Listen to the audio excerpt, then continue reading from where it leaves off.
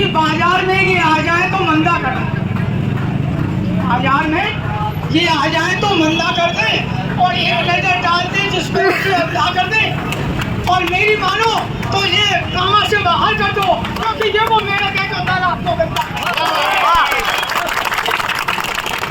कि जज में सौ के शहादत को क्या कीजिए, सौ के शहादत को क्या कीजिए। अब हवेली पे हमने ये सब ले लिया और कच्चे होने से आगे कहाँ तक करे, एक आदमी लोग को बोल देगा। मैं कब के साथ इस बात को कह सकता हूँ कि आज सरपंच भी बन जाते हैं तो अपने घर आने की सोचते हैं। इल्जाम राजनीति में कोई किसी पर लगा सकता है, लेकिन ये मुफ्ती की पंचायत है। मैं खुलेआम चुनौती देता हूँ कि मदन मोहन सिंह पर आप 100 रुपए का इल्जाम लगा दीजिए, कहीं कहीं का मदन मोहन सिंह के परिवार पर इल्जाम लगा दीजिए, किसी व्यवहार का, किसी उग्र भाषा का, तो मैं आपका बस्ती का जिक्र लेकर बस्ती माता अगर जो निर्णय ले लेगी, लड्डू में वो स्वाद नहीं आएगा जो सूखी रोटियों में आएगा। हमारे महाराणा प्रताप सूखी घास की रोटियों को खा के जीते थे, ना कि वो मतलब लड्डुओं को खा के जीते। यहाँ महाराणा प्रताप जैसी शख्सियत बैठी है, इनका साथ दो, इनके तन मन धन से उनको ये बता दो इस बार कि कामा बस्ती का बच्चा ईमानदार है, कामा बस्ती पैसा निकालते हैं, तुम्हारे दलाल पैसा खाते हैं, इसलिए वो दलाल ये जाकर के बताते हैं कि यहाँ के चुनाव में पैसा खर्च होता है। एक दूसरी पिक्चर एक तैयार कर दी उन लोगों ने कि यहाँ का चुनाव बदमाशी से जीता जाता है। उनको बता दो कामा का चुनाव भाईचारे और प्रेम से जीता जाता है। कामा बस्ती के अंदर ना कोई गोली चला सकता है, ना कोई जूता चला सकता है। कामा की माताओं ने अभी लालों का चलना बंद नहीं किया है। कामा की माताओं ने अभी लालों का चलना बंद नहीं किया है। कामा की धरती अभी शून्यों से मीन नहीं हुई है। इस बार कामा की ताकत का एहसास करा दो, मेरा आप सभी से यही आग्रह है। लेकिन एक बार फिर आपसे आग्रह कर रहा हूं, जो भी तय करो ईमानदारी से तय करना, व्यक्ति को अकेला मैदान में छोड़ करके भाग मत जाना, वरना ध्यान रखना आने वाले समय में आने वाली पीढ़ियां हमको माफ नहीं करेंगी। जय हिंद, जय भारत। जी प्रत्याशी थे, उसके बाद में माननीय हमारे पूर्व मंत्री मदन मोहन सिंह जी प्रत्याशी थे, माननीय शफी खान जी प्रत्याशी थे, नसरू खान जी प्रत्याशी थे, मुख्तार सीए के भतीजे यहाँ पे हैं वो भी प्रत्याशी थे, और मेरी ध्यान में नजर में ना आ रहा, उनसे माफी मांगता हूँ। जो भी कोई बस्ती का प्रत्याशी किसी भी पार्टी से टिकट मांग रहा था, कोई वो नहीं था। लेकिन आज बस्ती की जनभावनाओं को देखते हुए नौजवानों ने जो बीड़ा उठाया है, इन बुजुर्गों की ताकत से, ये बुजुर्ग हमने जो इकट्ठे किए हैं, एक कोई एक लालच और लालसा की बर्दाश्त नहीं किए, ये बेदाग छवि के लोग यहाँ बैठे हुए हैं। जिन लोगों ने ठेकेदारियां लेते हैं और जो पार्टी के कार्यकर्ता अध्यक्ष और पदाध्यक्ष बनते हैं, वो तो लड्डू खा रहे हैं, और जो लोग यहाँ पट्टी दरी पट्टी उठा के लाल दरवाजे पर मेहनत करते हैं, वो आज बिना फर्श के यहाँ पर बैठे हुए हैं। नहीं, जो लड्डू खा रहे, भारतीय जनता पार्टी का हो या कांग्रेस का हो, कोई भी प्रत्याशी के नाम नहीं लेना चाहता, कोई भी कार्यकर्ता का नाम लेना चाहता। बस दुख की बात यह है, उनको बस्ती के संग आना चाहिए, बस्ती के निर्णय के साथ रहना चाहिए। हम ये नहीं कह रहे उनको जबरदस्ती थोपा जाए, वो निर्णय लेते, उनको अगर बीजेपी अच्छी लगती तो कहते, लेकिन बस्ती उनको बनाती है। अध्यक्ष, मेंबर, एमएलए, मंत्री एमएलए लाल दरवाजे से पैदा होंगे, ना कि लड्डू खाने वालों में से पैदा होंगे। ये बात मैंने 2 मिनट पहले भी की थी। ये 10 प्रत्याशी विराजमान है, हम लोगों को निर्णय इतना मजबूत लेना है, फांसी किसी की नहीं लगती है। ये निर्णय ऐसा लेना है, बस्ती माता अगर जो निर्णय ले लेगी, लड्डू में वो स्वाद नहीं आएगा जो सूखी रोटियों में आएगा। हमारे महाराणा प्रताप सूखी घास की रोटियों को खा के जीते थे, ना कि वो मतलब लड्डुओं को खा के जीते। यहाँ महाराणा प्रताप जैसी शख्सियत बैठी है, इनका साथ दो, इनके तन मन धन से पैसा हम खुद कमाते हैं, आप लोग कमाते, 4 दिन में कोई कमी नहीं होगी। मैं तो उनसे आज भी आग्रह करता हूँ, जो कहीं बैठे हो किसी भी पार्टी के कार्यकर्ता, वो मंच पे आ जाए, बस्ती का साथ दे, अच्छा बुरा निर्णय यहाँ होगा, ना कि कल घर बैठे होगा। राम राम साहब। कभी इतना पैसा लगाइए और लास्ट में आके कहते हैं कि भैया आपको हम टिकट नहीं दे सकते, तो भैया इनको धोखे में क्यों रखा धोखे में? हम लोग एक दूसरे के साथ रहते हैं, क्या हम इनकी वोट नहीं लेंगे? क्या हम इनसे बिजनेस नहीं करते या ये हमसे बिजनेस नहीं करते? क्या हम इनको वोट नहीं देंगे? सब काम चलेगा। गंगा जमुना तहजीब है, ये ब्रज है हमारा, ये कृष्ण भगवान की क्रीड़ा स्थली है। यहाँ पर सब लोग हम बहुत प्यार से रहते हैं। हमको आज हम कट्टे हुए हैं बारी के विरोध में, स्थानीय खड़ा करने के पक्ष में, स्थानीय पर्चा भरे अपना। उसके बाद हर जो भी निर्णय कमेटी लेगी या कमेटी या बस्ती जिस पर एक व्यक्ति पर हाथ रखी, चाहे वो किसी भी जाति से हो, हम सभी को जातियों से ऊपर उठकर वोट करना है बस्ती के लिए, बस्ती के भविष्य के लिए। और आज हम सब लोग जो खड़ा हुए हैं ना, ये दिशा और दशा दोनों निर्धारित करेगी। और ये निर्धारित इसलिए करेगी कि आगे हम लोगों को ये देखना है कि इनको दिखाना है कि इन स्थानीय लोगों में, हम कामा बस्ती के लोगों में हम वोटर है, वो हरियाणा से वोटर लेके नहीं आएंगे। प्रत्याशी दे सकते हैं, वो वोटर नहीं दे सकते। वोटर हम सब लोग हैं, हम सब लोग निर्धारित करेंगे। और हम सब लोग बैठे हैं ईमानदारी से बैठना। मैं फिर बार बार यही कहूंगा, आप जो बैठे बस्ती निर्धारित किसी भी व्यक्ति को करें ईमानदारी से। ऐसा निर्णय नहीं किया जो 25 महीने को अपना भी माने वफादारी करे। मैंने खुद इस बस्ती के लिए, जब मैं पार्षद था, तो मैंने हमेशा देखा है कि बस्ती में ऐसे बस्ती बीजेपी, और इसी बस्ती के खातिर मैंने कुर्बानी दी। में कांग्रेस का लीडर था, और जब बस्ती की बात आई तो मैंने बस्ती का साथ दिया। और जवाब में बंदी करो है तो मैंने जवाब में बंदी कर दिया, जिसका परिणाम यह निकला कि 4 साल मुझे प्रताड़ित किया गया। और प्रताड़ित के चलते मैं 1.5 साल जयपुर में रहा। वो किन नेताओं की बदौलत थी जो आज जिसका जो तांडव आज देखने को मिल रहा है, जो मंत्री है तो भी आज उसके टिकट के लारे पड़ रहे हैं।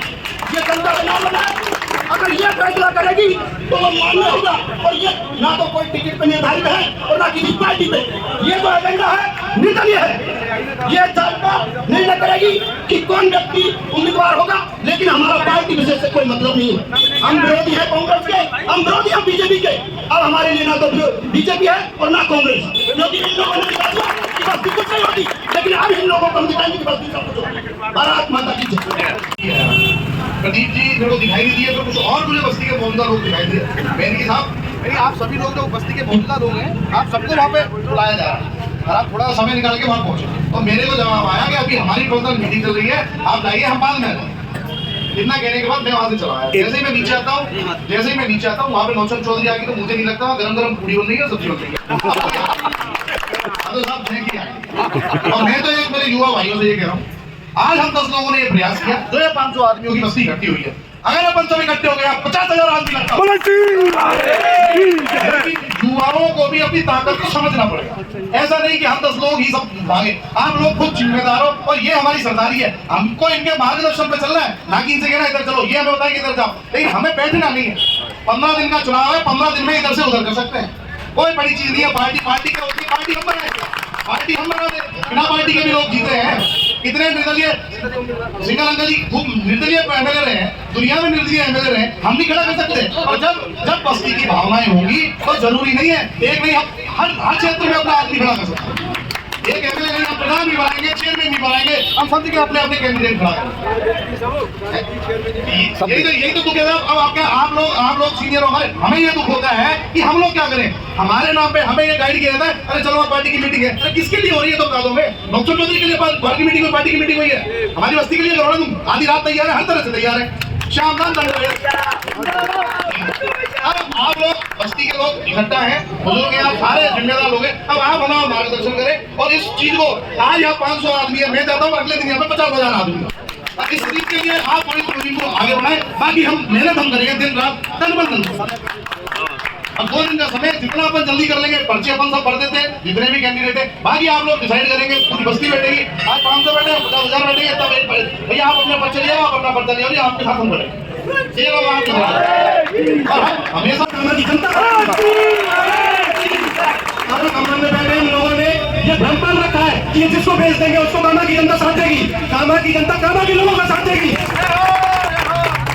और कुछ लोगों ने भ्रम पाल रखा है कि पार्टी विधायक बनाती है, पार्टी विधायक नहीं बनाती है, कामा की जनता विधायक बनाती है।